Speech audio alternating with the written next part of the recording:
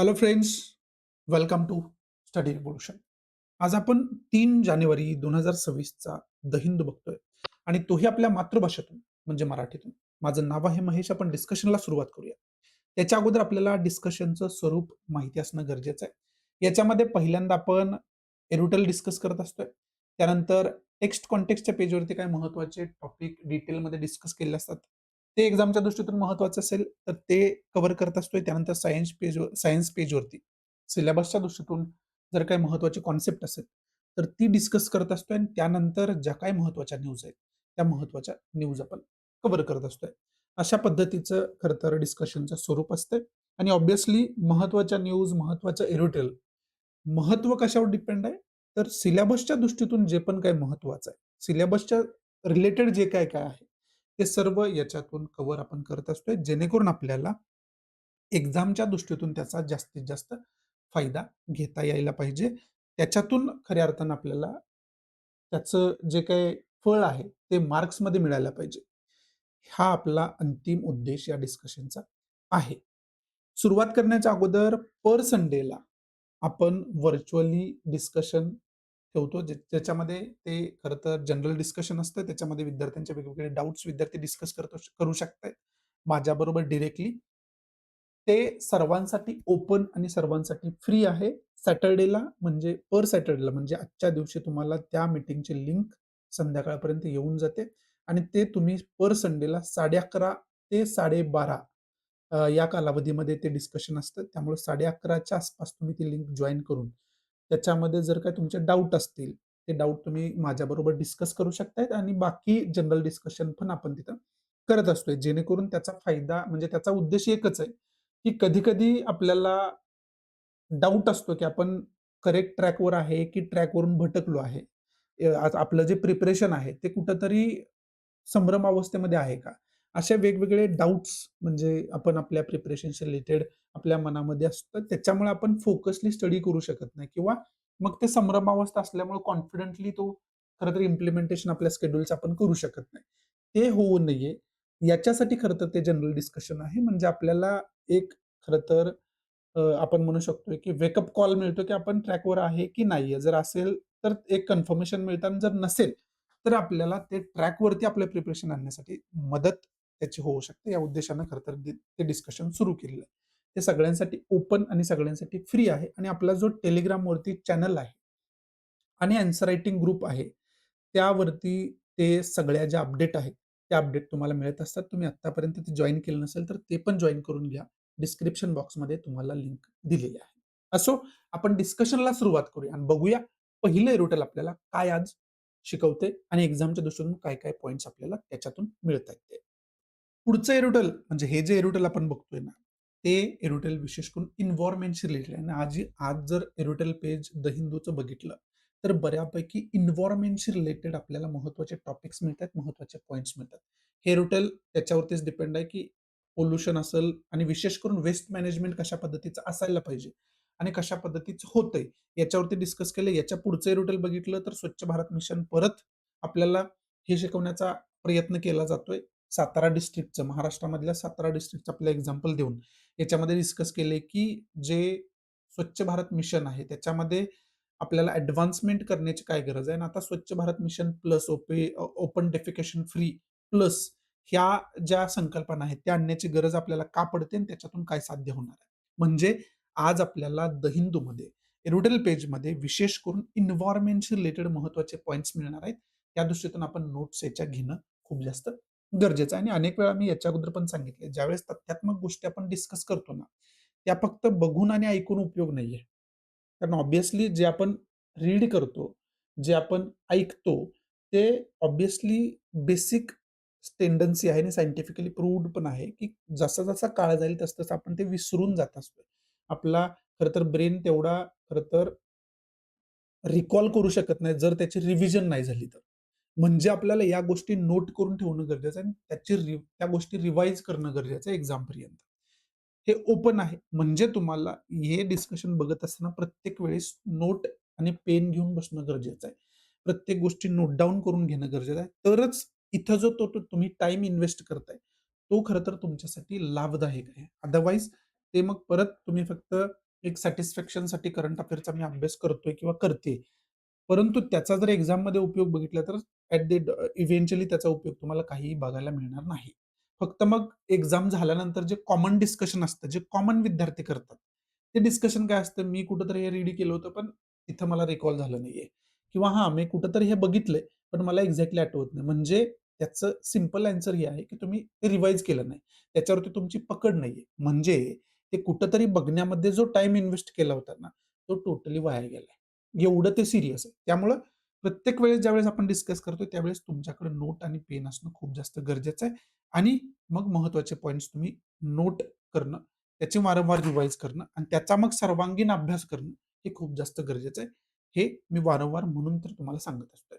असो, या एडिटोरियलमध्ये आपल्याला विशेष करून लेखकानं समजवायचा प्रयत्न केलाय, की वेस्ट मॅनेजमेंट जे आहे, ते किती गरजेचं आहे आणि त्याचं मग लेखकाच्या भाषेमध्ये लेखक आपल्याला सांगतोय, की याचं खरं तर सर्क्युलर मॅनेजमेंट करणं खूप जास्त गरजेचं आहे.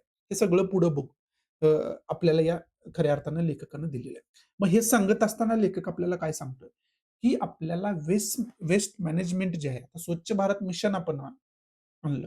त्याच्यामध्ये खऱ्या अर्थानं स्वच्छता किती महत्त्वाची आहे आणि त्याच्याच रिलेटेड वेगवेगळ्या ज्या खरं तर संकल्पना आहेत, त्या खरं तर गव्हर्नमेंटनं प्रमोट केलेल्या आपल्याला बघायला मिळाल्या. मग त्याच्यामध्ये ओपन डेफिकेशन फ्रीची संकल्पना आहे, की अ, अ, आपण एक एक साध्या भाषेमध्ये जर ग्रामीण भागामध्ये बघितलं, तर ओपन डेफिकेशन फ्री विलेजेस बऱ्यापैकी आपल्याला झालेले आपल्याला पाहावयास मिळते. म्हणजे उघड्यावर शौचाला जाणं, ही पद्धत आता बऱ्यापैकी बंद झालेली आपल्याला ग्रामीण भागामध्ये विशेष करून तर तो जो प्रॉब्लेम होता, तो बऱ्यापैकी 97% पेक्षा जास्त विलेजेसमध्ये आपल्याला बघायला मिळते, की आता ओपन डेफिकेशन फ्री ती गावं झालेली आपल्याला बघायला मिळतात. सगळ्यांनी जे आहे ते शौचालय बांधलेले आपल्याला बऱ्यापैकी बघायला मिळतात. पण लेखक इथं म्हणतोय, की ह्या सगळ्या गोष्टी आता तेवढ्यावरच थांबलेल्या नाहीयेत, तर त्याच्या पुढे जाऊन आपल्याला खरं तर वेस्ट मॅनेजमेंट करणं खूप जास्त गरजेचं आहे. ओपन डेफिकेशनचा मुद्दा पुढच्या एडिटोरियलमध्ये खूप डिटेलमध्ये आपल्याला डिस्कस केलाय. पण या एडिटोरियलमध्ये लेखक म्हणतोय, की वेस्ट मॅनेजमेंट करणं आपल्याला किती खरं तर महत्त्वाचं आहे. आणि हे सगळं सांगत असताना लेखक आपल्याला सर्क्युलर डेव्हलपमेंटचा खरं तर अ, गरज किती आपल्याला आहे, हे आपल्याला सांगतोय. आणि मग आपल्याला आता वेस्ट मॅनेजमेंट म्हणजे वेस्ट तर समजायला पाहिजे, की आपल्याला खऱ्या अर्थानं जे वेस्टचं मॅनेजमेंट करायचं असेल, तर वेस्ट ही संकल्पना समजून घ्यायला लागेल आपल्याला. त्याच्यामध्ये पहिली संकल्पना आत्तापर्यंत आपण काय करतोय, की कचरा वगैरे जे आहे, त्याचं व्यवस्थापन आपण करत असताना रिसोर्स पासून त्याच्या ओरिजिन पासून आपल्याला व्यवस्थापन करणं गरजेचं आहे आणि त्याच्यामध्ये कचरा व्यवस्थापनामध्ये बऱ्यापैकी आपण त्याच्यामध्ये रेग्युलरायझेशन ते खरं तर इम्प्लिमेंटेशन केलेलं आहे आणि बऱ्यापैकी त्याच्यामध्ये यश आलेलं आहे. मग ते कचरा ज्यावेळेस आपण खरं तर कलेक्ट करतो, त्यावेळेस खऱ्या अर्थानं जर आपण बऱ्यापैकी अर्बन एरियाजमध्ये गेला, तर ओला कचरा वेगळा करायचा असतो, सुका कचरा वेगळा करायचा असतो. त्याचं सेग्रिगेशन जे आहे, ते किती महत्त्वाचं हे बऱ्यापैकी लोकांमध्ये रुजवलेलं आहे. त्यामुळं आपण जर आता अर्बन एरियामध्ये पुण्यामध्ये जर एखाद्या सोसायटीमध्ये तुम्ही राहत असाल आणि तुम्ही ओला कचरा आणि सुका कचरा एकत्र दिला, तर ते कलेक्टच करत नाहीत. अशा पद्धतीची परिस्थिती आहे. म्हणजे ते सेग्रिगेट करणं किती गरजेचं आहे आणि ते लोकांना तशा पद्धतीचे खरं तर सवय लावणं किती गरजेचं आहे आणि त्याच्यामध्ये यश खऱ्या अर्थानं स्वच्छ भारत मिशनच्या अंतर्गत आपल्याला आलेलं आता सुद्धा बघायला मिळतं. मग ते गरजेचं का आहे? तर ते गरजेचं याच्यासाठी आहे, ज्यावेळेस आपण प्लास्टिक वगैरे बघतो, बाकी गोष्टी बघतो, त्या सुक्या कचऱ्यामध्ये बऱ्यापैकी येताना आपल्याला बघायला मिळतात. मग त्याचं रिसायकलिंग वगैरे तर आपण करू शकतो.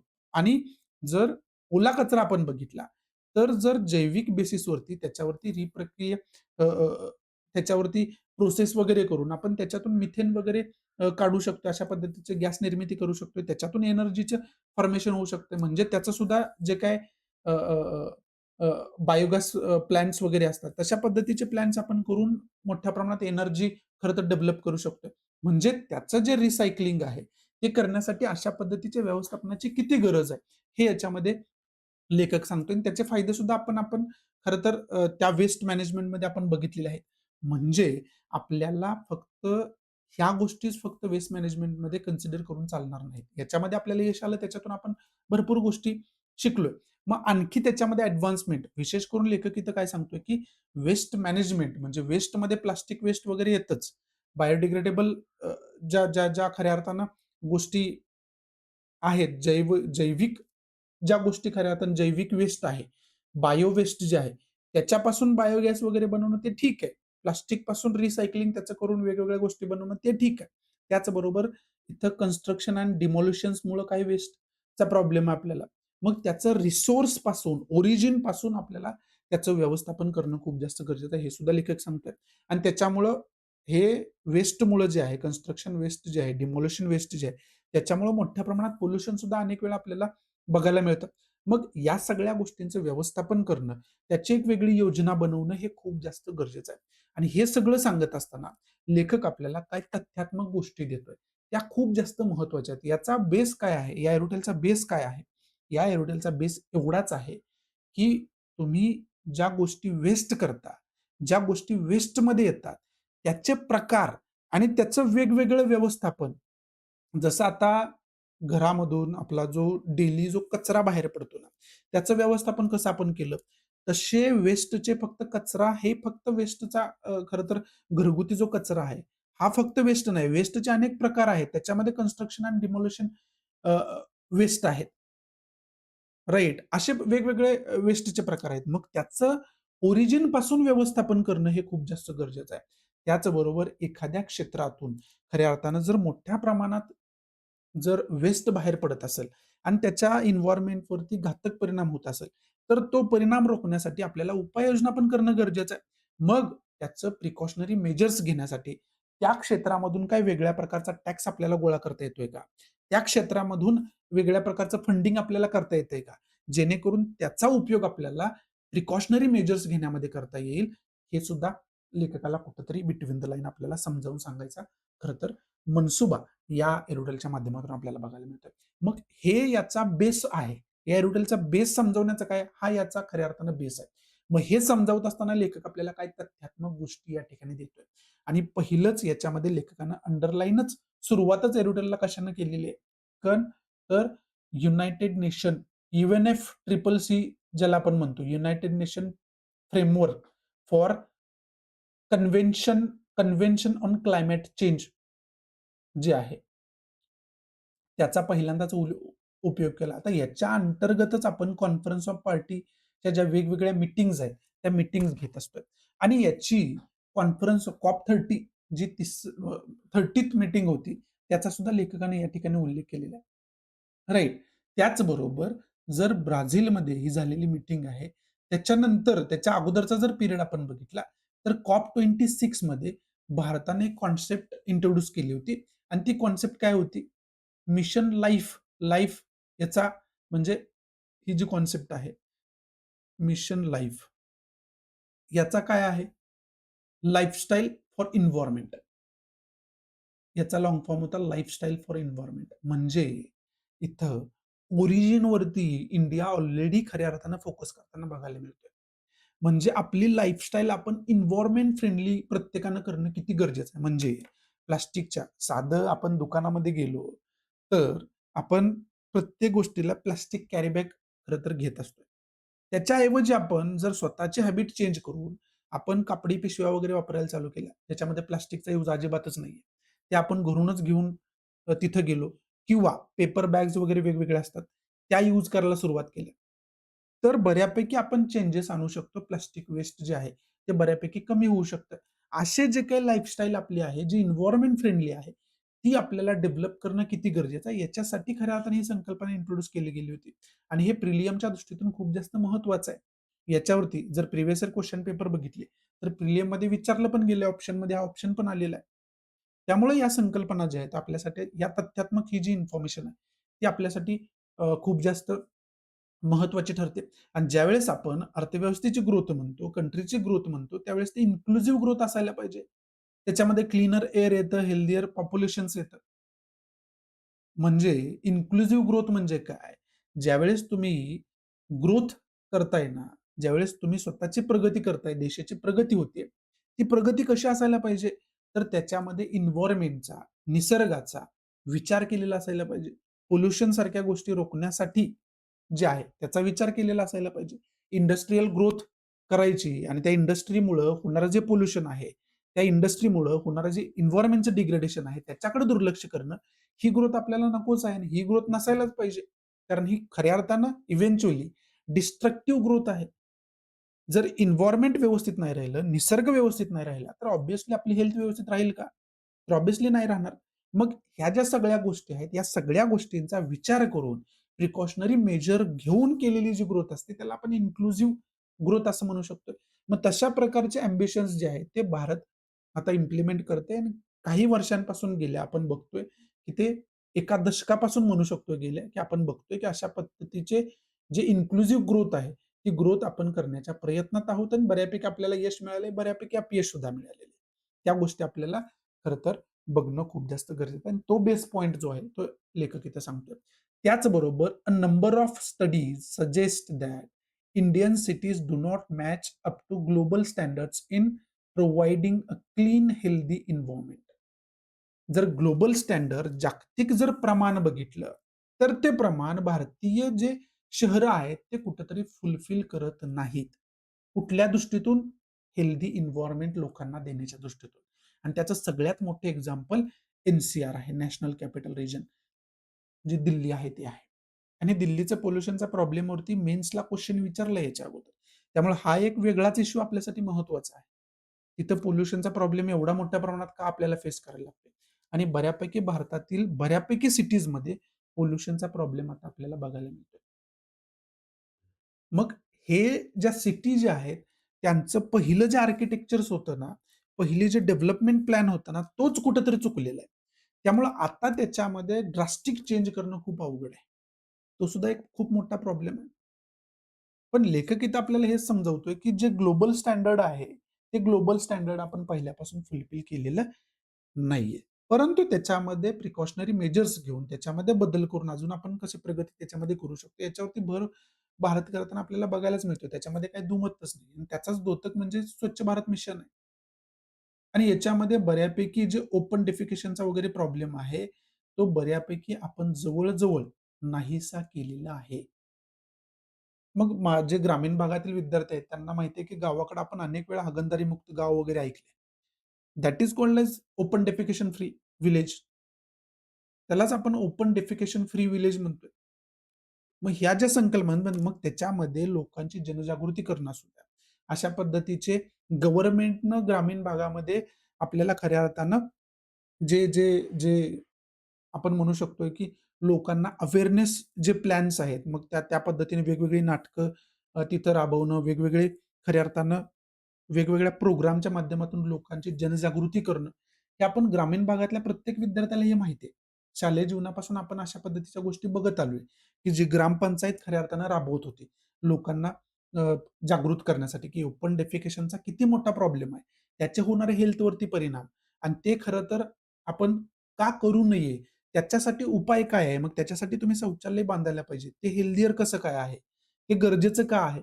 या सगळ्या गोष्टींमुळे खऱ्या अर्थानं याच्यामध्ये बऱ्यापैकी आपल्याला यश आलेलं आपल्याला खऱ्या अर्थानं बघायला मिळतंय. आणि इथं पुढे तथ्यात्मक अजून गोष्ट काय सांगितली, it is estimated that cities in India will generate 165 million tons of waste annually by 2030. 2030 पर्यंत असं एस्टिमेट केलं जाते, की भारतीय जे शहरं आहेत, ते जवळ-जवळ 165 मिलियन टन्स एवढं वेस्ट अॅन्युअली खरं तर प्रोड्यूस करतील. वार्षिक जे आहे ते 165 मिलियन टन्स एवढं जे वेस्ट आहे, ते खरं तर प्रोड्यूस करतील असं इथं सांगितलेलं आहे. And emit over 41 million tons of greenhouse gases आणि ग्रीनहाऊस गॅसेसचं उत्सर्जन जर त्याच्याविषयी जर अंदाज बघितला, तर तो 41 million tons of greenhouse gases खऱ्या अर्थानं एमिशन करताना, उत्सर्जित करताना आपल्याला बघायला मिळते 2030 पर्यंत. आता हे ग्रीनहाऊस गॅसची एक वेगळीच संकल्पना आहे. ठीक आहे. हे ग्रीनहाऊस गॅस आहे ना, ते ग्रीनहाऊस गॅस कोणकोणते आहेत? ते सुद्धा तुम्हाला त्याची एक लिस्टच आहे. ते सुद्धा तुम्हाला माहिती असणं खूप जास्त गरजेचं आहे. ती लिस्ट तुम्ही काढून ठेवणं खूप जास्त गरजेचं आहे. ती बेसिक संकल्पना आहे. पण प्रिलियमच्या दृष्टीने अशा गोष्टी महत्त्वाच्या असतात. त्याचबरोबर ग्रीनहाऊस गॅसवरती खऱ्या अर्थानं पोल्युशनच्या दृष्टीतून, एन्व्हायर्नमेंटच्या दृष्टीतून अनेक वेळा मेन्सला क्वेश्चन आलेले आहेत. त्याच्यामध्ये त्या क्वेश्चनची डिमांड अशी होती, की तुम्हाला ग्रीनहाऊस गॅसेस माहिती असायला पाहिजे. त्यामुळं तुम्ही या गोष्टींचा अभ्यास करणं खूप जास्त गरजेचं आहे. पुढे लेखक आपल्याला ह्या गोष्टी समजावत असताना काय सांगतोय? बाय 2050 2050 पर्यंत as the urban population grows to about 814 million, the waste burden would rise to 336 million tons. 2025 पर्यंत जर पॉप्युलेशन आपण बघितली तर 814 मिलियन एवढी पॉप्युलेशन बघायला मिळेल आणि त्याचं बर्डन ऑब्व्हियसली वेस्ट त्याच्यामुळे वाढणार आहे आणि ते 436 मिलियन टन्स एवढं वेस्ट आपल्याला बघायला मिळेल. म्हणजे हा जो भविष्यातला धोका आहे, तो आपण जाणून घेणं, तो फील करणं खूप जास्त गरजेचं आहे आणि त्याच्यावरती मग प्रिकॉशनरी मेजर आज जर घेतले, तर रिझल्ट आपल्याला 10 वर्षानंतर बघायला मिळतील, 20 वर्षानंतर बघायला मिळतील. हे कुठेतरी लेखक आपल्याला इथं समजवायचा प्रयत्न खऱ्या अर्थानं करतोय. पुढं आपल्याला स्वच्छ भारत अर्बन 2.0 आहे. स्वच्छ भारत मिशन ग्रामीण पण आहे, स्वच्छ भारत मिशन अर्बन पण आहे. हे वेगवेगळं करण्याचं रिझन एकच आहे. शहरी भागाचे प्रॉब्लेम वेगळे आहेत आणि ग्रामीण भागाचे प्रॉब्लेम्स वेगळे आहेत. ते ॲड्रेस पण वेगवेगळं करणं गरजेचं आहे. त्यामुळे त्याच्या पॉलिसीज वेगवेगळ्या बनवणं, त्याचे खऱ्या अर्थाने प्रिकॉशनरी मेजर्स जे आहेत, ते वेगवेगळे बनवणं गरजेचं आहे. त्याच्यामुळं खरं तर हे आपल्याला वेगवेगळं खरं तर घेणं गरजेचं होतं. ते कॉमन सेन्स आहे म्हणजे तुम्हाला समजत पण असेल ते. याच्यामध्ये 2.0 जे स्वच्छ भारत मिशन अर्बन आहे, 1100 cities and towns have been rated free of डेफी डम्प असं इथं सांगितलेलं आहे. If not exactly free of garbage इथं सांगितलेलं आहे. जे कचरा डेपो वगैरे आपण बघतो ना, उघड्यावर कचरा पडलेला असतो मोठ्या प्रमाणात. हे बऱ्यापैकी सिटीजमध्ये आपल्याला बघायला मिळतं. मग त्याच्या सभोवती त्या बेसवरती मोठ्या प्रमाणात जे संसर्गजन्य आजार वगैरे आहेत ते पसरत असतात. अशा पद्धतीचा प्रॉब्लेम जो आहे तो नष्ट झालेल्या जवळ-जवळ 1100 अर्बन एरियाज भारत देशामध्ये आहेत अंडर स्वच्छ भारत मिशन अर्बन 2.0 च्या अंडर हे सांगितलेलं आहे. पण डम एरिया, डम डम साईट जरी नसल्या, तरी कचऱ्याचा प्रॉब्लेम, वेस्टचा प्रॉब्लेम तिथं आहेच. तो आपण नाकारू शकत नाही. तो ॲड्रेस आता या मिशनच्या अंतर्गत तो सुद्धा ॲड्रेस या ठिकाणी केला जाईल. अशा सगळ्या खरं तर गोष्टी इथं लेखक आपल्याला सांगतोय आणि याच्यामध्ये आपल्याला इथं लेखक सांगतोय, की रिड्यूस, रियूज, रिसायकल ही कॉन्सेप्ट 3 Rची कॉन्सेप्ट आपल्याला सांगतोय. Reduce, reuse, recycle. रिड्यूस म्हणजे एकतर आपण हा जो वेस्ट आहे, ते कमी करण्यासाठी आपण काय करू शकतो? तशी लाईफस्टाईल कशी आपण डेव्हलप करू शकतो? त्याचा विचार करणं खूप जास्त गरजेचं आहे. आणि जे वेस्ट आहे, मग ते रियूज कशा करू शकतो? मग प्लास्टिक वेस्ट असेल, तर त्याच्यापासून वेगवेगळ्या गोष्टी आपण बनवू शकतोय का? जर बायो वेस्ट असेल, तर त्याच्यापासून बायोगॅस वगैरे आपण बनवू शकतोय का?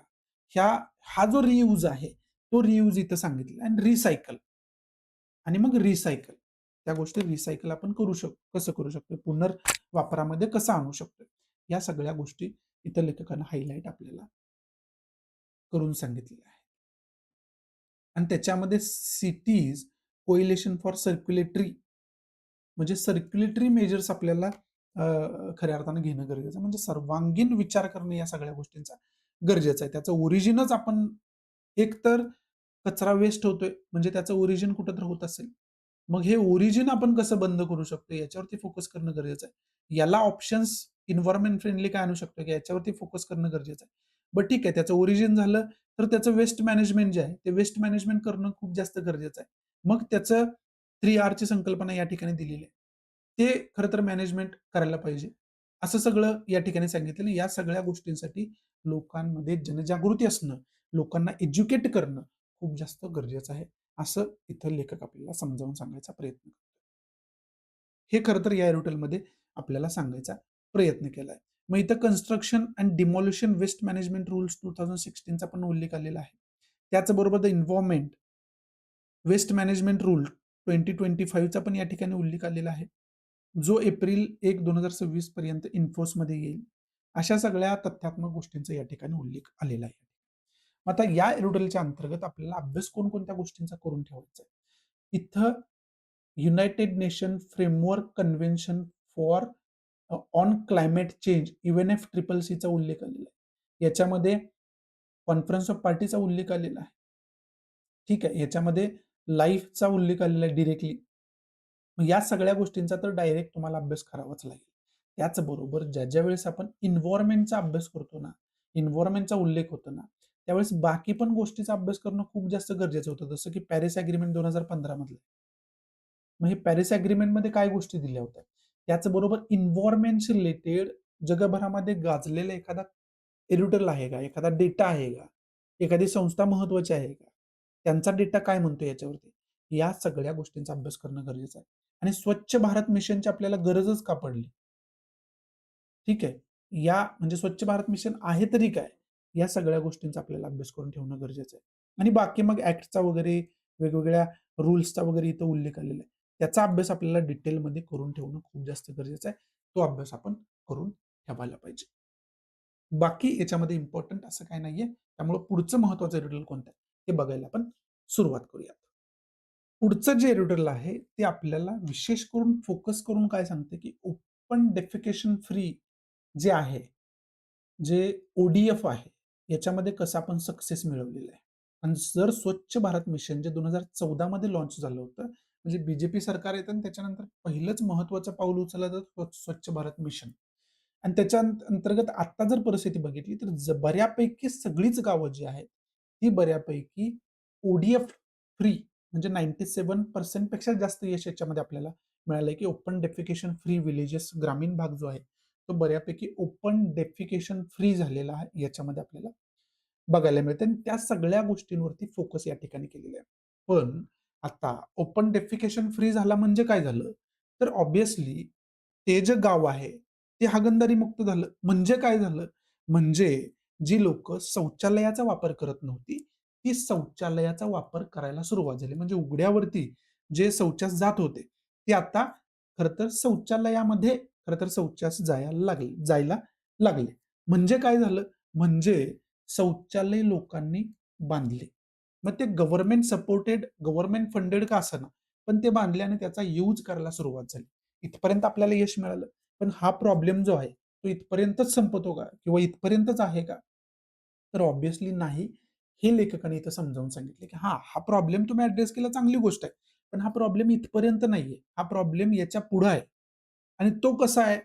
तर आता ज्यावेळेस तुम्ही शौचालयाचा वापर करता, हे जी इमेज आहे त्याच्यामध्ये तुम्हाला समजून घेता येईल. हे फॉर एक्झाम्पल शौचालय आहे आणि ज्यावेळेस तुम्ही इथं याचा यूज करता, त्यावेळेस जे वेस्ट आहे, ते वेस्ट इथं कलेक्ट केलं जातं.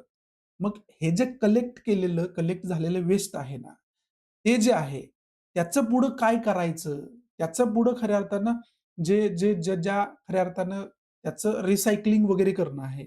त्याचं खरं तर व्यवस्थित मॅनेजमेंट करणं आहे. त्याच्यामध्ये प्रत्येक ग्रामपंचायत, प्रत्येक विलेज जे आहे, ते सक्सेसफुल झालेलं आहे का? की मग हे इथंच साठून राहतं, परत हे भरतं. मग ते लोकलीच कसं तरी मॅनेज लोकं करतात. त्याच्यामध्ये काही ऑर्गनायझेशन नाही, काही नाहीये.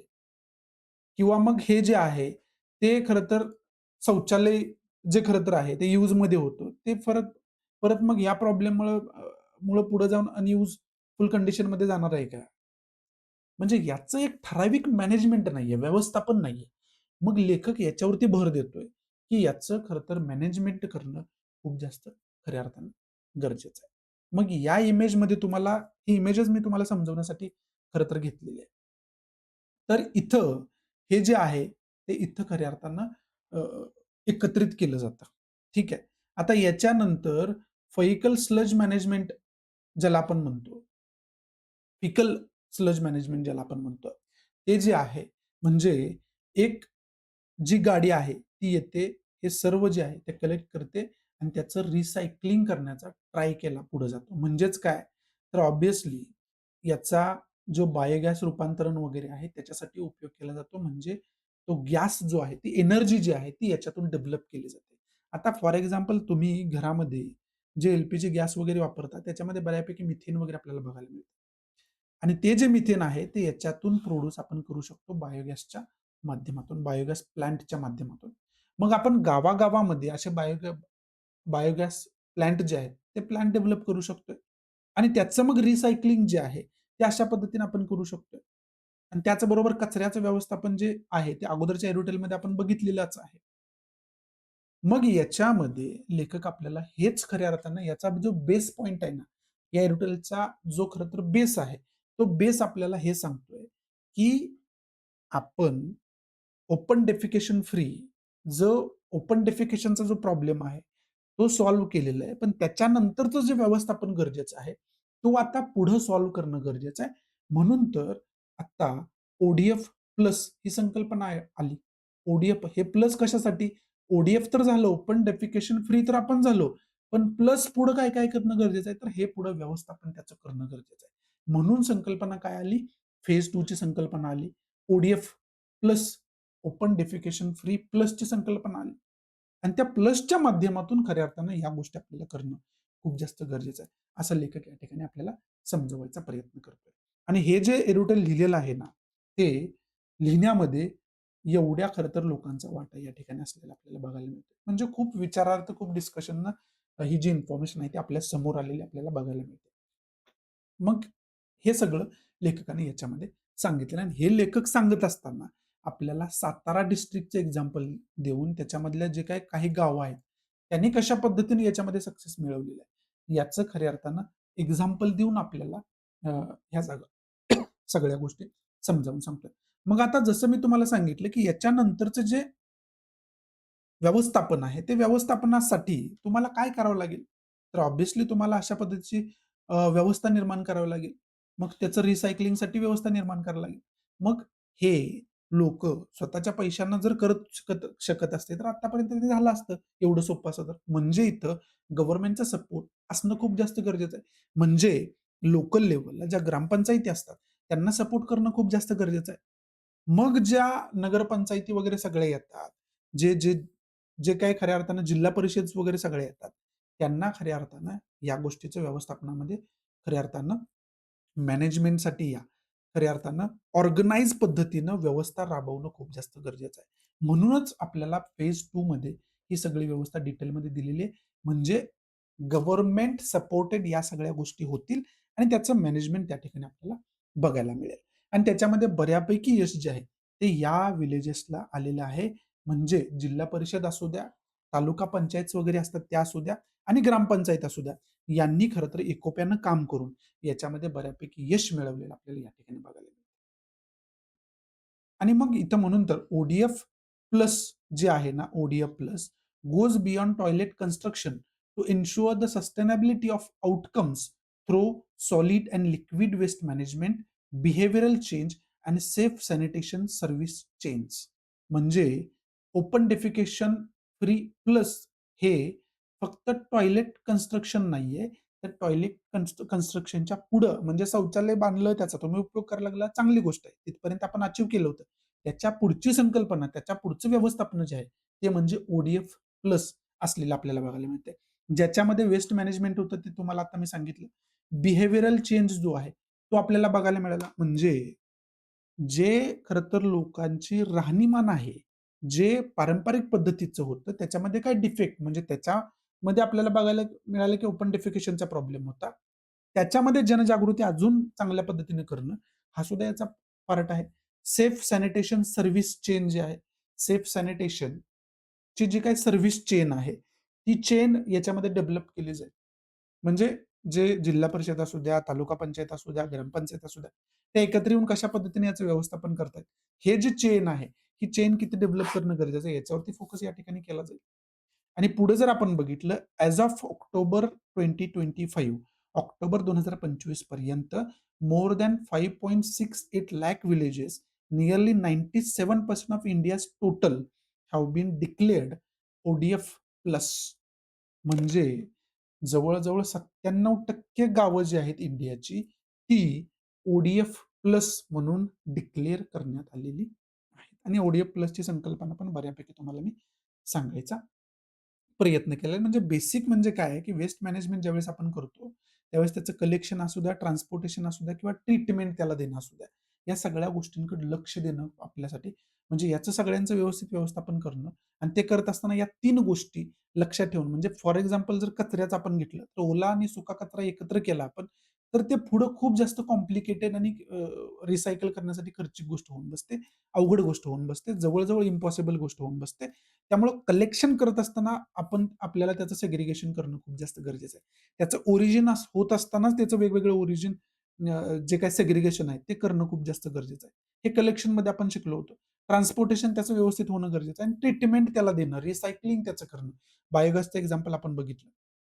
ते जे ट्रीटमेंट आहे, अशा वेगवेगळ्या ट्रीटमेंट त्याला देणं व्यवस्थित गरजेचं आहे आणि याच्यासाठी व्यवस्थित नियमावली बनवून त्याचं व्यवस्थित मॅनेजमेंट होण्यासाठी बेस तयार करणं हे याच्यामध्ये गरजेचं आहे. असं इथं सुद्धा लेखक आपल्याला समजावण्याचा खऱ्या अर्थानं प्रयत्न करतो. आणि हे समजावत असताना तथ्यात्मक गोष्टी म्हणजे संकल्पनाच आली ODF प्लस ती संकल्पना ऑब्व्हियसली आपल्याला माहिती असायला पाहिजे आणि स्वच्छ भारत मिशनचा जो आहे ना, एन्व्हायर्नमेंटचा ज्यावेळेस तुम्ही अभ्यास करताय ना, त्यावेळेस इंटरनॅशनल आणि नॅशनल लेव्हलला काय-काय महत्त्वाच्या गोष्टी आहेत त्याचा डिटेलमध्ये अभ्यास करावाच लागेल. इथं याच्या अगोदरच्या एरोटेलमध्ये आपण बघितलंच, की even F triple C, COP असू द्या, लाईफची संकल्पना असू द्या, पॅरिस अग्रीमेंट असू द्या आणि मग त्यानंतर स्वच्छ भारत मिशनचं पण तुम्हाला सांगितलं. की त्याची इन्फॉर्मेशन असू द्या. त्याचबरोबर नॅशनल लेव्हलला इथं भारत देशामध्ये वेगवेगळे ॲक्ट्स कोणते आहेत का? की जे खऱ्या अर्थानं हे एन्शुअर करतात, की अशा पद्धतीच्या गोष्टी घडायला पाहिजे. मग ते ॲक्ट तुम्हाला माहिती असायला पाहिजे. वेगवेगळे रूल्स एंड रेग्युलेशन्स त्यातली माहिती असायला पाहिजे. त्या पद्धतीने आपण या गोष्टीकडे बघणं गरजेचं आहे. त्याचा अभ्यास आपण करणं गरजेचं आहे. बाकी ह्याच्यामध्ये इम्पोर्टंट असं काही नाहीये. पुढं आपण टेक्स्ट कॉन्टेक्स्टचं जर पेज बघितलं, तर आता जवळ-जवळ ही 5वी वेळ आहे. आपण सेम टॉपिकवरती डिस्कस करतोय आणि तो टॉपिक कोणता आहे? अरवली हिल्सचा टॉपिक आहे. आणि त्याच्यावरती मग वेगवेगळ्या पद्धतीनं डेमॉन्स्ट्रेशन होताना बघायला मिळत आहेत. लोकं रस्त्यावर उतरून आंदोलन करताना आपल्याला बघायला मिळतात. त्यामुळं अरवलीची बेसिक इन्फॉर्मेशन तुम्हाला असणं गरजेचं आहे. हा डायरेक्ट आपला सिलेबसचा भाग आहे. फिजिकल जिओग्राफीचा ज्यावेळेस तुम्ही अभ्यास करता, त्यावेळेस याचा अभ्यास करावा लागतो. त्याचबरोबर बाकी गोष्टींच्या माध्यमातून सुद्धा अरवलीचा अभ्यास आपल्याला करावा लागतो. त्यामुळं त्याचा बेसिक स्टडी जो आहे, तो आपल्याला जिओग्राफिकल स्टडी आपल्याला माहिती असणं गरजेचं आहे. त्याच्या अगोदर पुन्हा एकदा तुम्हाला सांगतो, की याचा बेसिक जो आहे, याचा बेसिक इश्यू नेमका काय? आता अरवली हिल्स म्हटलं, की ऑब्व्हियसली एन्व्हायर्नमेंटच्या दृष्टीतून, निसर्गाच्या दृष्टीतून प्रोटेक्टिव्ह एरिया आहे हा. ठीक आहे. मग आता जो अरवली आहे, हा प्रोटेक्टिव्ह एरिया आहे पहिल्यापासून. म्हणजे तिथं तुम्ही इल्लीगल ॲक्टिव्हिटी, बाकी काय ॲक्टिव्हिटी करत असाल, तर त्या इल्लीगल ठरवल्या जाऊ शकतात. मग ऑब्व्हियसली ठरवल्या जातात. तिथलं जरी झाड जरी तोडायचं झालं, तरी तुम्हाला खरं तर लीगली त्याच्या वेगवेगळ्या परमिशन्स असतात. जवळ ते इम्पॉसिबल आहे.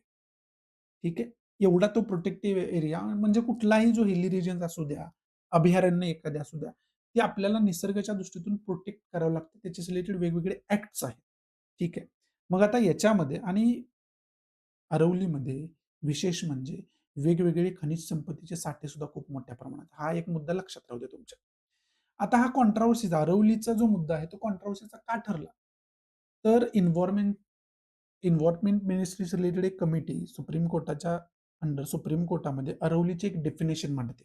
आणि त्या डेफिनेशन मध्ये म्हटलं होतं, की 100 मीटर आणि 100 मीटरपेक्षा जास्त उंचीचे जे जे खऱ्या अर्थानं टेकड्या असतील, डोंगर असतील याच्यातील, ते अरवली म्हणून कन्सिडर करण्यात यावे. म्हणजे याचा डेफिनेशनचा दुसरा अर्थ काय? जर 100 मीटरपेक्षा कमी जर उंची असेल, तर ते अरवली म्हणून कन्सिडर होणार नाही. राइट? आता अरवली म्हणून कन्सिडर नाही होणार, म्हणजे जे त्याला खरं तर प्रोटेक्टिव्ह एरिया म्हणून वगैरे जो दर्जा मिळालेला आहे, तो ऑब्व्हियसली मिळणार नाही कारण ते अरवली नाही. अरवलीला प्रोटेक्टिव्ह एरिया खरं तर प्रोटेक्ट केलं जातंय. अरवली त्याला कन्सिडरच नाही केलं, तर त्याला प्रोटेक्शन मिळेल का? तर ऑब्व्हियसली मिळणार नाही. म्हणजे होऊ शकते, जर अनप्रोटेक्टिव्ह एरिया आहे म्हणजे काय? तर तिथं प्रायव्हेट कंपन्या वेगवेगळ्या मायनिंगचे वगैरे कॉन्ट्रॅक्ट घेऊ शकतात. गव्हर्नमेंट अशा पद्धतीचे कॉन्ट्रॅक्ट खऱ्या अर्थानं काढू शकतायत आणि येणाऱ्या काळामध्ये अरवलीचं डिग्रेडेशन होऊ शकते. निसर्गाचं डिग्रेडेशन होऊ शकते. हे समोरासमोर दिसतंय आणि या सगळ्या गोष्टींमुळं हा जो आहे, तो मुद्दा इश्यू बनला. एक मोठा इश्यू बनला आणि लोकं रस्त्यावर उतरून एन्व्हायर्नमेंटलिस्ट जे असतात, ते रस्त्यावर उतरून खऱ्या अर्थानं आंदोलनं वगैरे करायला सुरुवात झाली. हा सगळा खरं तर मुद्दा आहे. त्यामुळं अरवली न्यूजमध्ये आहे. आता त्या सगळ्या आता हे सुप्रीम कोर्टामध्ये ही जी डेफिनेशन मांडली होती ना, हे सुप्रीम कोर्टाने एक्सेप्ट केली आणि त्याच्यानंतर हा सगळा मुद्दा सुरू झाला होता. त्याच्यानंतर आता सुप्रीम कोर्टाने त्याच्यावरती स्टे आणलेला आहे. पुढे त्याच्याशी रिलेटेड न्यूज पण आहे. म्हणून आपल्याला अरवलीचा अभ्यास करणं खूप जास्त गरजेचं आहे. ठीक आहे. मग इथं इंडियाचा जर मॅप आपण बघितला तर अरवलीचं जे लोकेशन आहे ते या ठिकाणी आपल्याला बघायला मिळतंय. माउंट आबू जे आहे ते महत्वाचं शिखर याच्यामधलं आहे. याच्याबरोबर तुम्हाला बाकी जे डोंगर रांगा आहेत, बाकी डोंगर रांगांचा सुद्धा अभ्यास करणं हे गरजेचं आहे. सिलेबसच्या दृष्टीतून जर बघितलं तर ज्यावेळेस तुम्ही फिजिकल जिओग्राफीचा अभ्यास करता, एन-सी-आर-टीमध्येच हे सगळं तुम्हाला अभ्यास करून ठेवायचं आहे. एन-सी-आर-टीमध्ये 11th स्टँडर्डची जी फिजिकल जिओग्राफीची एन-सी-आर-टी बघितली तर त्याच्यामध्येच तुम्हाला या सगळ्या गोष्टी सापडतात. त्या डिटेलमध्ये तुम्ही अभ्यास करणं हे गरजेचंच आहे. न्यूजमध्ये असू द्या किंवा नसू द्या. हा सिलेबसचा पार्ट आहे. तुम्हाला त्याचा अभ्यास करायचाच आहे. परंतु एखादी गोष्ट न्यूजमध्ये येते आणि तो डायरेक्टली आपल्याला कनेक्ट करते सिलेबसची, तर ते आणखी जास्त महत्त्वाची होऊन बसते. कारण का? ज्या गोष्टी तुम्ही हायलाइट करताय, त्या गोष्टी यू-पी-एस-सी पण हायलाइट करते. न्यूजपेपर तुम्ही महत्त्वाचं हे वाचताय, म्हणजे ऑब्व्हियसली यू-पी-एस-सी रिलेटेड जे लोक आहेत, ते पण न्यूजपेपरमध्ये हे बघत असतात. आणि ज्यावेळेस क्वेश्चन फ्रेमिंगची वेळ येते ना, त्यावेळेस बऱ्यापैकी टेंडन्सी आपण ही बघितलेली आहे, की जे करंट अफेअरमध्ये डिस्कस सिलेबसचा कुठला पार्ट केला असेल, त्याच्यावरतीच बऱ्यापैकी मेन्सला आणि प्रीला क्वेश्चन विचारले जातात. ठीक आहे. म्हणून तर करंट अफेअर आपल्यासाठी खूप जास्त महत्त्वाचं आहे. त्यामुळे आपल्याला याचा डिटेल अभ्यास करणं गरजेचं आहे. आता याचा हा मॅप माहिती असणं गरजेचं आहे तुम्हाला. त्याचबरोबर जर याचा पॉलिटिकल मॅप बघितला, तर इथं आपल्याला दिसतं की किती स्टेट्समध्ये जे आहे, ते अरवली रेंज जी आहे ती पसरलेली आहे. त्याचबरोबर कालच आपण हे डिस्कस केलं होतं, की अरवली रेंजविषयी इन्फॉर्मेशन, त्याच्यामध्ये महत्त्वाचे शिखरं कोणकोणते आहेत, रिव्हर्स महत्त्वाच्या कोणत्या आहेत, त्याचं इम्पोर्टन्स काय आहे आणि त्याचं फॉर्मेशन कशा पद्धतीचं आहे. ही सगळी डिटेल इन्फॉर्मेशन काल पण बघितली. आज पण तुम्ही हे पॉज करून व्यवस्थितरित्या रीड करून तुम्ही याच्या नोट्स बनवणं गरजेचं आहे आणि जे रेग्युलर विद्यार्थी फॉलो करतात त्यांनी याच्या ऑलरेडी नोट्स बनवलेले आहेत. त्याचा रिवाईज त्या नोट्स करणं खूप जास्त गरजेचं आहे. तरी सुद्धा एक रिव्हिजन म्हणून मी पण तुम्हाला इथं खरं तर पुन्हा एकदा याची इन्फॉर्मेशन सांगण्याचा प्रयत्न करतोय, जेणेकरून तुमचं रिव्हिजन पण इथंच होऊन जाईल. It is a mountain range located in north eastern north western region of India. North western region मध्ये हे म्हणजे राजस्थानकडे वगैरे डेव्हलप झालेलं आपल्याला बघायला मिळते. It is one of the oldest fold mountain in the world. जगातला जे ओल्डेस्ट माउंटन रेंज मानले जातात त्याच्यातला अरवली हा एक आहे आणि तो फोल्ड माउंटन त्याचं फॉर्मेशन कसं आहे फोल्ड माउंटन या प्रकारामध्ये ते येतं आणि याचं जर रेंज जी आहे ते किती किलोमीटरमध्ये पसरलेलं आहे तर ते 670 किलोमीटर्समध्ये हे पसरलेलं आहे साऊथ वेस्टर्न डायरेक्शनमध्ये. The range contains a series of ridges and peaks with width between 6 miles to 60 miles and elevations that vary between 1000 and 3000 feet. हे जे खरं तर याच्यातले वेगवेगळे डोंगर रांगा आहेत, ते खऱ्या अर्थानं जर याची रुंदी आपण बघितली, तर ती रुंदी जी आहे ती 6 मैलापासून 60 मैलापर्यंत आहे आणि याची जर उंची बघितली, तर ती 1000 फूटपासून 3000 फूटपर्यंत आपल्याला बघायला मिळते. The highest point of the Aravalli range is Guru Shikhar, which stands at an elevation of 5650 feet on Mount Arbuda. Guru Shikhar आहे 5650 अप्रॉक्सिमेट त्याची उंची आहे आणि ते माउंट अर्बुडामध्ये आपल्याला त्या ठिकाणी बघायला मिळतात. बानस रिव्हर असू द्या, साहिबी रिव्हर असू द्या, या रिव्हर्स या ठिकाणी आपल्याला बघायला मिळतात आणि त्या यमुना आणि लुनी रिव्हर याच्या ट्रिब्युटरीज आहे, उपनद्या आहेत. हे तुम्हाला माहिती असणं गरजेचं आहे. आता याचं फॉर्मेशन काय आहे? It is part of Aravalli Delhi orogenic belt which is form during proterozoic era. आता हे जे एरा आहेत, काल पण मी तुम्हाला सांगितलं होतं, की हे एरा आपल्याला माहिती असणं गरजेचं आहे. It is part of Indian shield formed from cratonic collision. जे क्रेटॅनिक कोलिजन झालं होतं ना, त्याच्यातून खरं तर या माउंटनचं फॉर्मेशन झालं असं मानलं जातं. त्यामुळे हे तुम्हाला क्रेटॉनिक कोलिजन जे आहे किंवा वेगवेगळ्या पद्धतीचे जे कोलिजन्स होत असतात आणि त्याच्यामधून वेगवेगळ्या दऱ्या निर्माण होतात आणि डोंगर निर्माण होतात. जिओग्राफिकल वेगवेगळ्या टॉपोग्राफिक्स निर्माण होतात. तर हे कोलिजन्स किती प्रकारचे आहेत ते तुम्हाला माहिती असणं गरजेचं आहे. In ancient times, Aravali were extremely high, but now worn down almost completely by weathering. जे वेदरिंग झालं, जे जमिनीची धूप झाली, त्याच्यामुळे याची उंची आता कमी आपल्याला बघायला मिळते. पण अँसेंट जर एरा बघितला, प्राचीन जर काळ आपण बघितला, तर त्याच्यामध्ये अरवलीची उंची आत्ता आहे त्याच्यापेक्षा खूप जास्त होती, असं म्हणून इथं सांगितलेलं आहे. इथं रिच इन मिनरल्स रिसोर्सेस, इथं खनिज संपत्ती खूप मोठ्या प्रमाणात त्याच्यामध्ये copper, zinc, lead and marble अशा पद्धतीचे वेगवेगळे प्रकार त्या ठिकाणी आपल्याला आढळतात. It is divided into 2 sections, the Sambhar Sirohi ranges and the Sambhar Khetri ranges. Sambhar Sirohi ranges आणि सांबर खेत्री रेंजेस या 2 प्रकारामध्ये हे विभागलेलं आहे. इथं वेगवेगळ्या सँक्च्युरीज आहेत. सरिस्का नॅशनल पार्क आहे. कुंभलगड सँक्च्युरी आहे. त्याचबरोबर माउंट आबू सँक्च्युरी आहे. या महत्त्वाच्या सँक्च्युरीज ज्या आहेत, त्या इथं आपल्याला बघायला मिळतात. ही खऱ्या अर्थाने याची बेसिक इन्फॉर्मेशन आहे आणि पॉलिटिकल मॅप जो अगोदर पण तुम्हाला दाखवला. ही हरियाणा असू द्या, राजस्थान असू द्या, गुजरात असू द्या, या 3 स्टेटमध्ये ही जी रेंज आहे, ती आपल्याला बऱ्यापैकी पसरलेली बघायला मिळते. त्या दृष्टीतून सुद्धा हे आपल्यासाठी महत्त्वाचं आहे. बाकी या एरुडलमध्ये डिटेलमध्ये आपल्याला डिस्कस काय करायची गरज नाहीये. त्याचा बेसिक जो इश्यू आहे, तो तुम्हाला मी समजावून सांगितलेला आहे. बाकी याच्यामध्ये इम्पोर्टंट असं काही नाहीये. लाईन टू लाईन बघण्यासारखं याच्यामध्ये काही नाहीये. इथून पुढं ज्या काही महत्त्वाच्या न्यूज आहेत, त्या महत्त्वाच्या न्यूज आपल्या सुरू होतात. तर पहिलीच न्यूज आपल्याला इंटरनॅशनल रिलेशनच्या दृष्टीतून महत्त्वाची मिळते आणि त्याच्यामध्ये आपण बघतोय, की USA आणि इराणमध्ये जे सिच्युएशन आहे, पुन्हा एकदा तणावाची सिच्युएशन बनलेली आहे. आता दोघे एकमेकांना काय बोलतायत वगैरे, वगैरे ते आपल्यासाठी इम्पोर्टंट नाही. मॅपच्या माध्यमातून तुम्हाला पहिल्यांदा दाखवतो, की इराण जी कंट्री आहे, ती या ठिकाणी आपल्याला बघायला मिळते आणि USA जो आहे, तो या ठिकाणी आपल्याला बघायला मिळतोय. आणि या दोघांमध्ये खऱ्या अर्थानं जो आहे, तो वाद मोठ्या प्रमाणात म्हणजे सिच्युएशन जी आहे, ती टेन्स आपल्याला झालेली बघायला मिळते. त्याचबरोबर दुसरी एक गोष्ट आपण लक्षात घेणं गरजेचं आहे. इथं जे आहे ना, तो इस्रायल पॅलेस्टाईन कॉन्फ्लिक्ट सुरू आहे. त्याच्यामध्ये पॅलेस्टाईनला सपोर्टर करणारा देश इराण म्हणून मानला जातो. त्यामुळे इराण आणि इस्रायल जे आहे, त्यांच्यामध्ये सुद्धा संबंध जे आहेत, ते तणावलेले असतात. हे वर्ल्ड पॉलिटिक्सच्या माध्यमातून तुम्हाला माहिती असणं गरजेचं आहे. आता याच्यामध्ये जर आपण 1970च्या अगोदरचा काळ बघितला ना, 1970च्या अगोदरचा जर काळ तुम्ही बघितला, तर त्यावेळेस युनायटेड स्टेट ऑफ अमेरिका जो आहे ना, तो खूप मोठा इराण सपोर्टर होता. इराणला खूप जवळचा मित्र मानणारा देश होता. असं का होतं?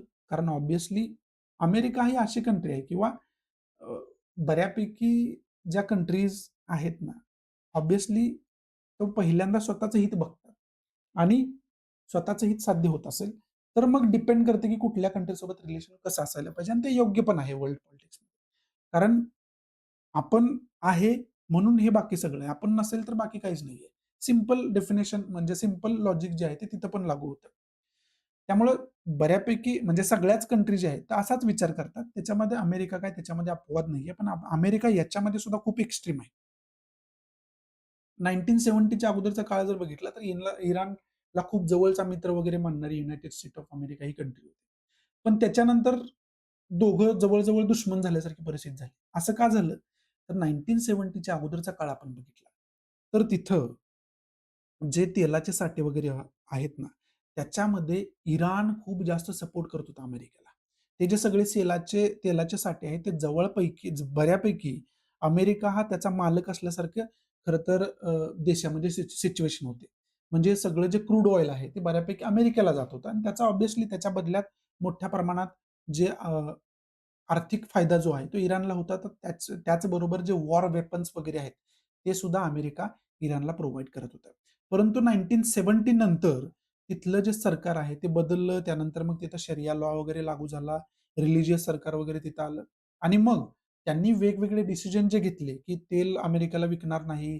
बाकीचे सगळे निर्णय घेतले ते बऱ्यापैकी अमेरिकेचे जे इंटरेस्ट आहेत त्याच्या विरोधात होते. त्यामुळं मग वेगवेगळ्या पद्धतीनं अमेरिकेनं जे आहे, ते इराणवरती वेगवेगळे सँक्शन्स लादायला सुरुवात केली, दबाव आणायला सुरुवात केली. आणि त्याच्यामधूनच उगम होतो इराकमधल्या हुकुमशाहीचा, ज्याचा हुकुमशहा होता सद्दाम हुसेन. आणि मग शेवटी जो आहे त्यानं सुद्धा कुवेतवरती कब्जा केला. तो सुद्धा कसा अमेरिकेच्या विरोधात गेला. मग त्याला अमेरिकनच कसं फाशी दिली पुढं आपण बघितलेलंच आहे. म्हणजे अमेरिका जो आहे, तो स्वतःच्या स्वार्थासाठी मित्र पण तयार करतो, दुश्मन पण तयार करतो. त्याचे परिणाम जगाला पण भोगायला लावतो. हे खरं तर अमेरिकेचं जे पॉलिटिक्स आहे, ते आपल्याला पहिल्यापासून बघायला मिळालेलं आहे. त्यांची हिस्ट्री आपल्याला पहिल्यापासून बघायला मिळालेली आहे. आणि ओसामा बिन लादेनच्या बाबतीत सुद्धा असंच जे काही क्रिटिसिझम आहे, ते अमेरिकेचं होतं खऱ्या अर्थानं. अशा पद्धतीचं सिच्युएशन जे पॉलिटिक्स आहे, ते वर्ल्डमध्ये आपल्याला अमेरिकेचं बघायला मिळालं. आणि आत्ता ऑब्व्हियसली त्या सगळ्या हिस्ट्रीमुळं युनायटेड स्टेट्स ऑफ अमेरिका आणि इराणमध्ये खऱ्या अर्थानं जे तणावाचे रिलेशन आहेत ते बघायला मिळतात. आणि याच इराणला 1970च्या अगोदर न्यूक्लिअर टेक्नॉलॉजीमध्ये सपोर्ट करणारा अमेरिकाच होता. आणि आत्ता अमेरिका इराणमध्ये न्यूक्लिअर टेक्नॉलॉजी डेव्हलप होऊ नये, न्यूक्लिअर वेपन डेव्हलप होऊ नये, याच्यासाठी क्रिटिसिझम करणारा, दबाव आणणारा अमेरिकाच आहे. आणि त्यामुळेच आता सुद्धा जर करंट सिच्युएशन बघितली, तर त्याच्यामुळेच दोघांमध्ये जे आहे, ते खऱ्या अर्थानं शाब्दिक युद्ध रंगलेलं पाहावयास मिळते. टेन्स सिच्युएशन झालेली आपल्याला बघायला मिळते आणि त्याच्यामध्ये मग हे डोनाल्ड ट्रम्प काहीतरी बोलतायत, हे त्यांचे अ, अ, जे सेक्रेटरी आहेत इराणचे, ते काहीतरी बोलताना आपल्याला या ठिकाणी बघायला मिळते. आणि त्याच्यामध्ये इस्रायलचा जो पार्ट आहे, तो सुद्धा मी तुम्हाला मध्ये समजावून सांगितलं. ही सगळी जी पार्श्वभूमी आहे, ती इंटरनॅशनल रिलेशनच्या दृष्टीतून तुम्हाला वर्ल्ड पॉलिटिक्सचा ज्यावेळेस तुम्ही अभ्यास करता, त्यावेळेस तुम्हाला अभ्यासाचा करून ठेवायला लागेल, माहिती असायला पाहिजे. मग याच्यामध्ये इराणसोबत भारताचे रिलेशन, यूएसए सोबत भारताचे रिलेशन आणि मग त्याचबरोबर इस्रायल सोबत सुद्धा भारताचे रिलेशन कसे आहेत? इस्रायल पॅलेस्टाईन कॉन्फ्लिक्टवरती भारताचा खरं तर भूमिका काय आहे?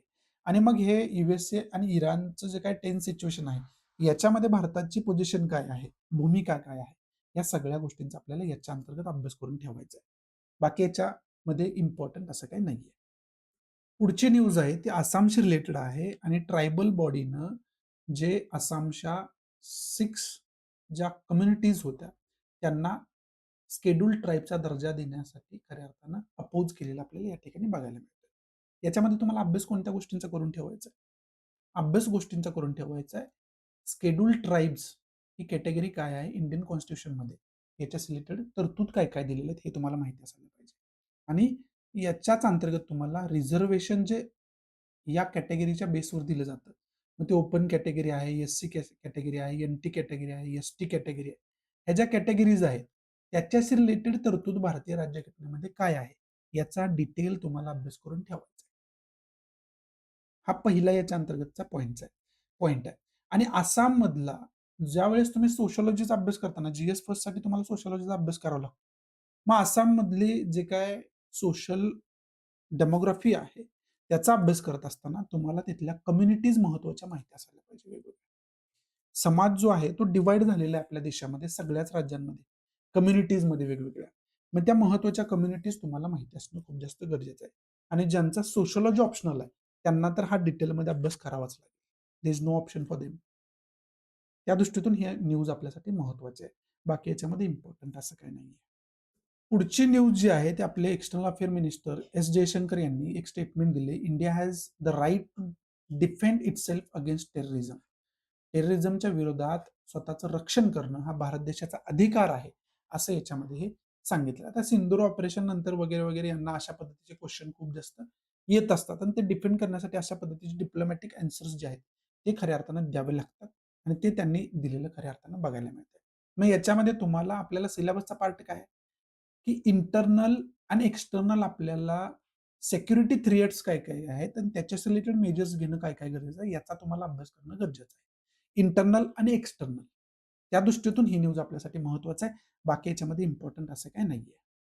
पुढची जी न्यूज आहे ती परत मनरेगाशी रिलेटेड बघायला मिळते आणि याच्या अगोदर पण अनेक वेळा आपण डिस्कस केले, की जो एबीजी रामजी नवीन जो ॲक्ट आहे, जो मनरेगाला रिप्लेस करतो, याच्यामध्ये तुम्हाला या दोघांचा डिटेलमध्ये अभ्यास करायचा आहे. याच्यामध्ये डिफरन्स काय आहे त्याचा अभ्यास करायचा आहे. तर तुम्हाला कॉन्ट्रोव्हर्शियल पॉइंट्स तुम्हाला या ठिकाणी बघायला मिळतील आणि मग त्याचे जे काही पॉझिटिव्ह आणि निगेटिव्ह पॉइंट आहेत, ते तुम्हाला त्याच्यातून काढता येईल. म्हणजे याच्यावरती जर क्वेशन मेन्सला आला, तर डिटेल आन्सर तुम्ही चांगल्या पद्धतीनं एक बॅलन्स्ड कन्क्लुजन पण त्याचं देऊ शकताय. त्याचबरोबर जर प्रिलियमला मनरेगावरती प्रिलियमला क्वेशन आलाय, तर व्ही-बी-जी रामजी जे आहे, त्याच्यावरती पण होऊ शकतं, येऊ शकतोय किंवा याच्यातला डिफरन्स विचारणारा खरं तर क्वेशन याच्यामध्ये येऊ शकतोय. मग याचा सर्वांगीण त्या पद्धतीने अभ्यास करणं खूप जास्त गरजेचं आहे. त्या दृष्टीतून हा जो मुद्दा आहे तो आपल्यासाठी खरं तर महत्त्वाचा आहे. हा वारंवार न्यूजमध्ये येत राहील, वारंवार एडिटोरियलमध्ये येत राहील. त्याच्यासाठी मग आपल्याला बॅकग्राऊंड हे इन्फॉर्मेशन काढून ठेवायची आहे, डिटेल अभ्यास करून ठेवायचा आहे. पुढची जी न्यूज आहे त्याच्यामध्ये महत्त्वाची गोष्ट आपल्या टीचिंग म्हणजे शिक्षण व्यवस्थेबद्दल सांगितले. त्याच्यामध्ये गव्हर्नमेंट जे आहे ते ओपन स्कूलिंग जे आहे, त्याला खरं तर प्रोत्साहन देताना आपल्याला बघायला मिळते. त्याचबरोबर एआय टेक्नॉलॉजी, आर्टिफिशियल इंटेलिजन्स कशा पद्धतीने टीचिंगमध्ये आपण आणू शकतो, त्याला प्रोत्साहन देताना बघायला मिळतंय आणि हे सांगत असताना द विकसित भारत शिक्षा अधिष्ठान बिल 2025 याचा तुम्हाला अभ्यास करून ठेवायला लागेल. त्याच्यामध्ये काय-काय तरतुदी आहेत. याचा तुम्हाला अभ्यास चांगल्या पद्धतीने करून ठेवायला लागेल. मग याच्या अंतर्गत आपल्याला हे जे ओपन स्कूलिंग आहे ना, ही संकल्पना इतिहासामध्ये पण आपल्याला बघायला मिळते. ज्यावेळेस आपण वेद वगैरेंचा अभ्यास करत होतो ना, त्यावेळेस काय 4 भिंतींच्या आत स्कूलिंग बऱ्यापैकी नव्हतं. त्या झाडाखाली निसर्गामध्ये व्यवस्थितरित्या ओपन स्कूलिंगला आपण मानणारी लोकं होती. आपली संस्कृती जर बघितली तर ओपन स्कूलिंग खरं तर मानणारी संस्कृती आहे. मग ते जे आहे, ते त्याचं फायदं काय-काय होतं आणि त्याचं महत्त्व काय? याचा एक वेगळा तुम्हाला अभ्यास करावा लागेल आणि हे जे बिल इथं अंडरलाईन मी केलंय, त्या बिलाचा तुम्हाला अभ्यास करावा लागेल. याचं मग पुढं काय-काय होतं त्याच्याकडे बारीक लक्ष ठेवून तुम्हाला राहावं लागेल. आणि ऑब्व्हियसली जे डेली बेसिसवरती आपण डिस्कशन करंट अफेअर्सचं करतोय, त्याच्यामध्ये हे परत जर ॲक्ट झाला याचा, तर ते आपल्याला बघायला मिळेलच. पण तोपर्यंत याचा डिटेल अभ्यास करून ठेवणं खूप जास्त गरजेचं आहे. पुढची न्यूज आहे ते कॅबिनेट सेक्रेटरी म्हणतायत, "centre has no plan to change land acquisition policy." आता या न्यूजमध्ये काय दिलंय, हे आपल्यासाठी महत्त्वाचं नाहीये, पण याच्यातला मुद्दा आपल्यासाठी महत्त्वाचा आहे. तो आहे लँड ॲक्विजिशन्स रिलेटेड. गेले 2 दिवस झाले आपण एक सेम मुद्दा डिस्कस करतोय. एक बिहारची केस स्टडी बघितली होती, एक हरियाणाची काल केस स्टडी तुम्हाला एरोटेलमध्ये बघायला मिळाली.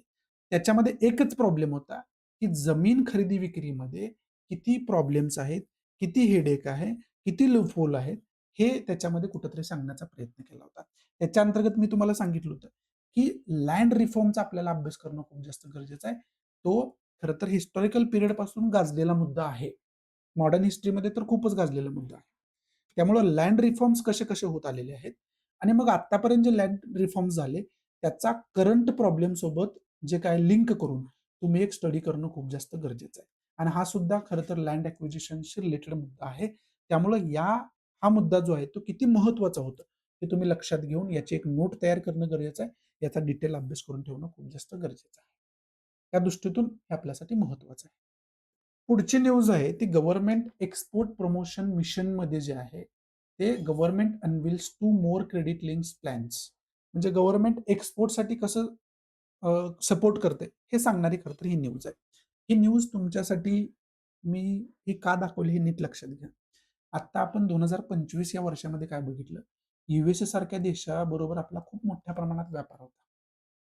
खूप मोठ्या प्रमाणात एक्सपोर्ट आपण त्या ठिकाणी यू-एस-एला करत होतो. पण आता काय बघितलं, यू-एस-एनं फार्मास्युटिकल इंडस्ट्रीवर जवळ-जवळ 100% जे आहे, ते टॅरिफ्स लावलेले आपल्याला बघायला मिळाले.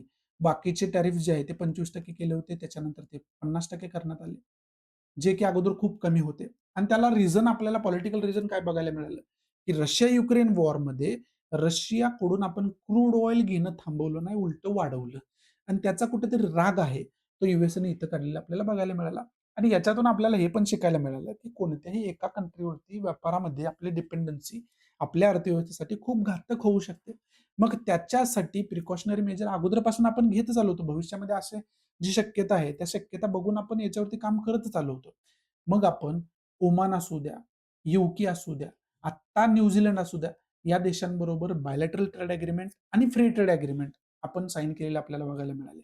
म्हणजे आपण याच्यावरती प्रिकॉशनरी मेजर्स म्हणजे इतर देशातले जे काही मार्केट्स आहेत, ते आपल्याला कसं ओपन होतील, तो व्यापार आपल्याला कसा ओपन होईल. ओपन म्हणजे काय? तर तिथं ड्युटी फ्री व्यापार आपण कसा करू शकेल, टॅरिफ फ्री जो आहे, तो व्यापार आपण कसा करू शकेल, ते टाइप वेगवेगळ्या कंट्रींसोबत, वेगवेगळ्या मार्केटसोबत कसं करू शकेल, याच्यावरती इंडिया फोकस करताना आपल्याला बघायला मिळतोय.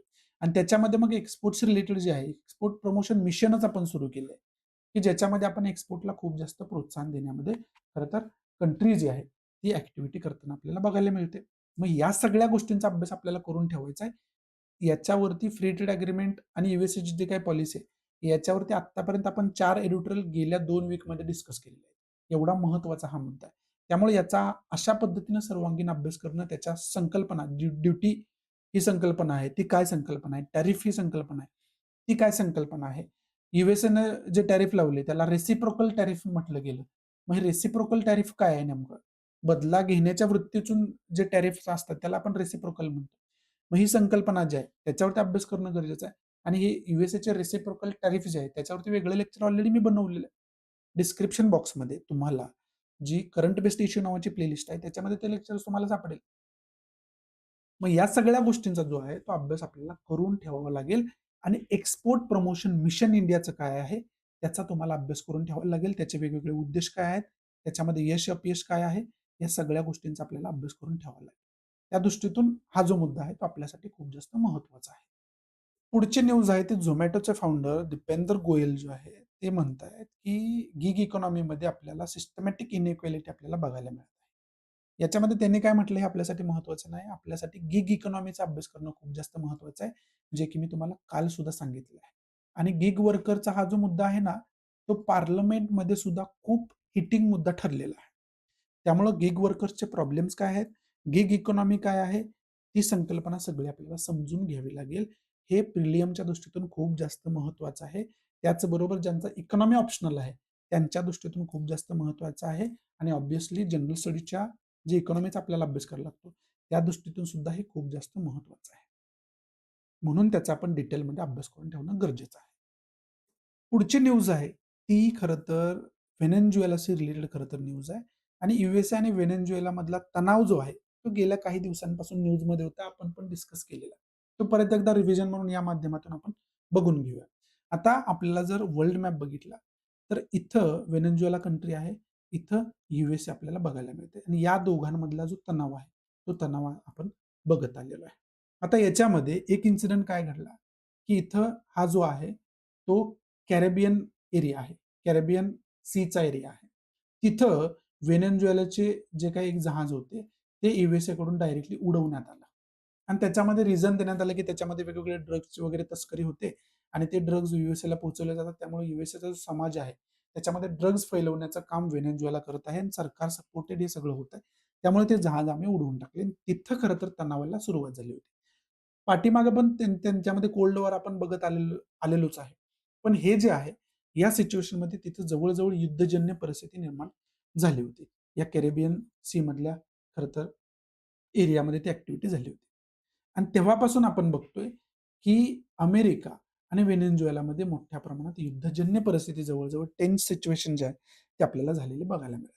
त्यामुळे आपल्याला हा जो मुद्दा आहे तो माहिती असायला पाहिजे ना. ऑब्व्हियसली आपण इंडियन सिव्हिल सर्व्हिसचा अभ्यास करतोय म्हणजे इंडियाची भूमिका याच्यामध्ये काय? हे आपल्याला माहिती असणं खूप जास्त गरजेचं आहे. आणि बाकी मग इथलं गल्फ ऑफ मेक्सिको आहे, कॅरिबियन सी आहे, नॉर्थ पॅसिफिक ओशन आहे, नॉर्थ अटलांटिक ओशन आहे. हे जे काही जिओग्राफिकल टॉपोग्राफी आहे, ती जिओग्राफिकल टॉपोग्राफी आपल्याला चांगल्या पद्धतीने माहिती असणं गरजेचं आहे. आणि इथं मॅप सुद्धा तुम्हाला मी इथं देऊन सांगण्याचा प्रयत्न केला, की अँडीज माउंटन आहे इकडं. बाकी सगळ्या ज्या काही महत्त्वाच्या गोष्टी आहेत, त्या महत्त्वाच्या गोष्टी आहेत, त्या जिओग्राफीच्या माध्यमातून आपल्याला अभ्यास करून ठेवावा लागतील.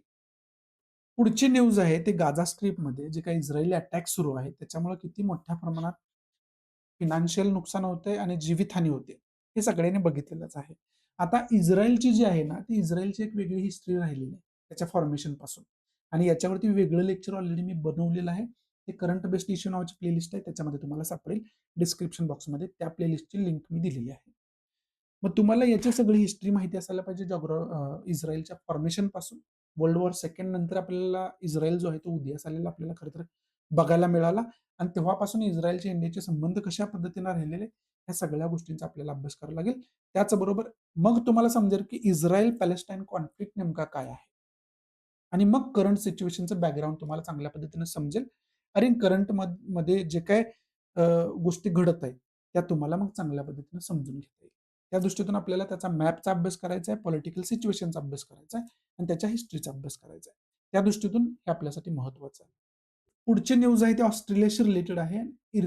इच्छामरण जे आहे, ते डॉक्टर असिस्टेड जे इच्छामरण आहे, डॉक्टरच्या मदतीनं त्यांच्या असिस्टन्स खाली इच्छामरण जे आहे, ते लेजिस्लेशन म्हणजे कायदेशीर करण्याचं खरं तर याच्यामध्ये बोललं जाते. हा मुद्दा मी तुमच्यासाठी का घेतलाय? इच्छा मरणाशी रिलेटेड सुप्रीम कोर्टाचं सुद्धा एक जजमेंट आहे. सुप्रीम कोर्टामध्ये हा मुद्दा गेला होता, इच्छा मरणाशी रिलेटेड. म्हणजे रोज-रोजच्या वेदनेपासून जर सूट पाहिजे असेल, तर इच्छा मरणाचा अधिकार आपल्याला असायला पाहिजे. म्हणजे भारत देशामध्ये किंवा आपल्या स्वतःला मारण्याचा सुद्धा आपल्याला अधिकार नाहीये. ज्याला आपण सुसाईड वगैरे म्हणतो. मग त्याच्याशी रिलेटेड तो एक डिबेट चालत आलेला आहे पहिल्यापासून आणि ज्युडिशरीचे सुद्धा जजमेंट त्याच्याशी रिलेटेड आहे. आणि हा मुद्दा आपल्याला चांगल्या पद्धतीनं माहिती असणं गरजेचं आहे. हा फिलॉसॉफीचे जे वगैरे स्टुडंट असतात ना, त्यांच्यासाठी महत्त्वाचा आहे. त्याचबरोबर ज्यावेळेस आपण जनरल स्टडीचा अभ्यास आपण करतोय, एथिक्सचा अभ्यास आपण करतोय ना, तो एथिक्सच्या माध्यमातून सुद्धा हा इच्छा मरणाचा मुद्दा आपल्यासाठी खूप जास्त महत्त्वाचा आहे. त्यामुळं याचा आपण अभ्यास करून ठेवणं खूप जास्त गरजेचं आहे. त्या दृष्टीतून ही न्यूज आपल्यासाठी महत्त्वाची आहे. बाकी याच्यामध्ये इम्पोर्टंट असं काही नाहीये. या ठिकाणी खरं तर आजचा द हिंदू समाप्त होतोय. ज्या विद्यार्थ्यांनी आन्सर रायटिंग ग्रुप जॉइन केला नसेल, ते विद्यार्थी आन्सर रायटिंग ग्रुप जॉइन करू शकतात. डिस्क्रिप्शन बॉक्समध्ये त्या टेलिग्राम ग्रुपची लिंक तुम्हाला दिलेली आहे. ज्या विद्यार्थ्यांना आन्सर रायटिंग सुरू करायचं आहे, ते मराठी मीडियम असू द्या किंवा इंग्लिश मीडियम असू द्या, ते जॉइन करू शकतात. मी पर्सनल फीडबॅक तुम्हाला तिथे तुमच्या आन्सर रायटिंगवरती देतोय.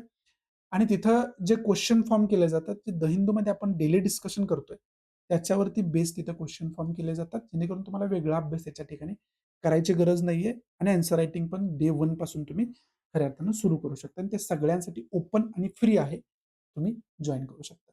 सो आवडत असेल तर प्लीज लाईक करा, नसेल तर डिसलाईक करा. डिसलाईक का केलं हे कमेंट बॉक्समध्ये नक्की सांगा, जेणेकरून त्यानुसार मी इम्प्रोव्हायझेशन करू शकेन. त्याचबरोबर प्लीज जास्तीत जास्त विद्यार्थ्यांना शेअर करा. तुम्ही शेअर केलं तरच मी त्यांच्यापर्यंत पोहोचू शकतोय. त्यामुळे प्लीज जास्तीत जास्त विद्यार्थ्यांना हे शेअर करा. सो या ठिकाणी तुमची रजा घेतो. भेटूया आपण अशाच इंटरेस्टिंग नवनवीन लेक्चरमध्ये. तोपर्यंत thanks for watching. Good bye. Take care. जय हिंद.